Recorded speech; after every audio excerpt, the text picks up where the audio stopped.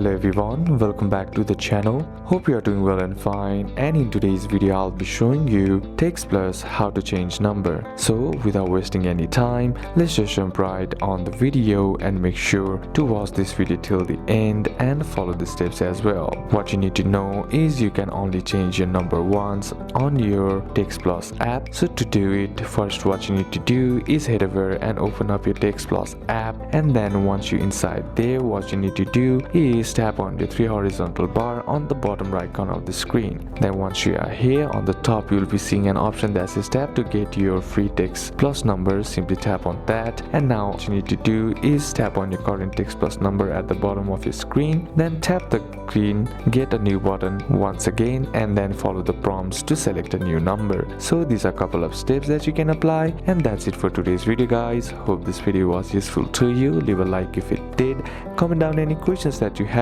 and see you soon on the next one.